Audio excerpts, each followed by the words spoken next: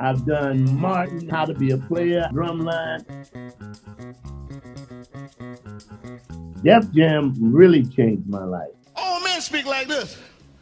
Watch out there now. Way more than How to Be a Player, because by the time I did How to Be a Player, Def Jam totally changed my life. There's no comparison as to what Def Jam did for me as a comedian, because when I did that bit, Watch Out There Now, it was magic. And the room was filled with Wesley Snipes was in there, Heavy D was in there, Ice-T was in there. The room just exploded.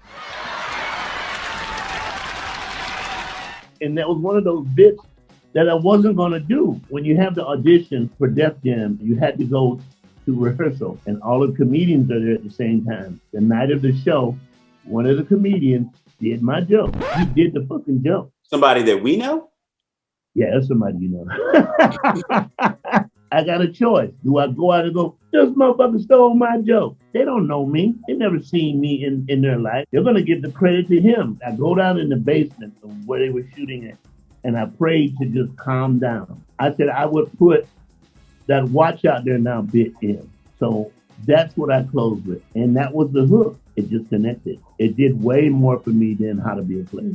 Not that How to Be a Player didn't help me. A movie like that is going to play for years. They'll be showing How to Be a Player when I'm no longer here. And Drumline also. Bill Bellamy, I met working on the road. I hosted this club called Maverick's Flat. And when I tell you everybody came there, everybody. Jamie Foxx came there, Bill Bellamy, Ricky Harris. There wasn't a lot of comedy clubs.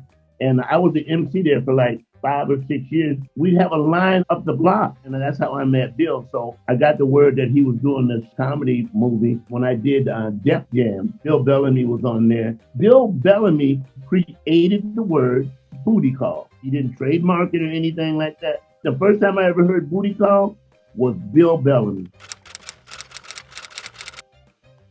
It wasn't that big of a deal because remember, I'd already done Def Jam. I'd been in front of the camera. And mind you, I'm still going to be nervous. I've done Martin. I've done How to Be a Player. I've done Drumline. I'm still nervous when I go on stage. There are times I'm hearing them call my name and I'm going, I don't want to go out there. They allowed me to ad-lib. When they knocked me down and I said, you know, where's the before and before after and what happened to the sun? That was ad-lib. If it ain't the double scoop twins, the before and before shot. Well, they pushed me. They were supposed to just push me out of the way. Yo, fat ass. So I just fell with it. So, and like on a movie like that, they're going to give you a lot of grace, a lot of ways to ad-lib. It depends on who the director is and who the writer is, because sometimes these writers can be sticklers for the words that they wrote. It's funny when you write it, but it's not funny when it comes out of that actor's mouth. There were some scenes when they were talking, and I wanted to be in, I don't think I was in a scene with Max Julian. Because I was a big fan of the Mac, they cut that out. So, yeah. And Drumline was the same way. Still got the baton stuck up your ass, huh?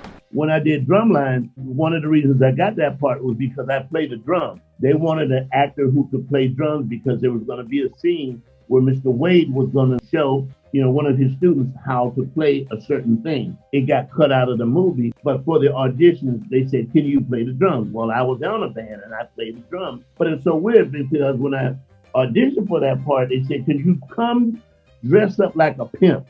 And I said, I'm not going to go dressed up like a pimp. And you notice in the movie, Mr. Wade had on that pinstripe suit. Well, dress up like a cook.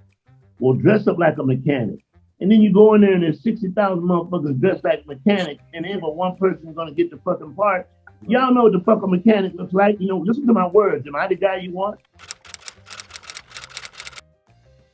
I'm no griller at all. Movies are amazing what it can make you look like you know how to do. And it was just smoke coming out the grill, and I was just doing that over and over.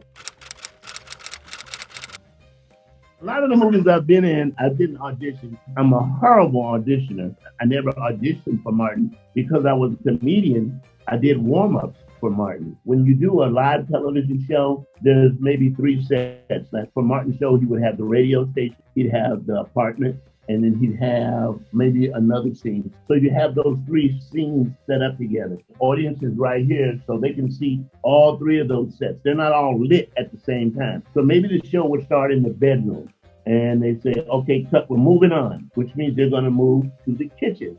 Now, while they're moving, the audience is just sitting there. And that's where the warm-up guy would turn around to the audience. He'd make them laugh. He'd give them information. And that's why I was doing warm-up. So that scene where you saw me, where I'm in the audience, and Martin runs up into the audience, and I'm sitting there, and he falls on, that wasn't planned. I was doing a warm-up that day. And from being funny in the warm-up, they put me in one or two Martins. That's how I got in there. But I'd already done Def Jam because Martin knew me from Def Jam. When we tape the Tyler Perry show, we don't have a live audience. We have the crew. So we know if we make the crew laugh, because the crew don't really give a shit. They see this stuff every day. You know, you got about 75 people on the crew. If they're laughing at some stuff we're doing, we know by the time that is edited and put up, it's funny.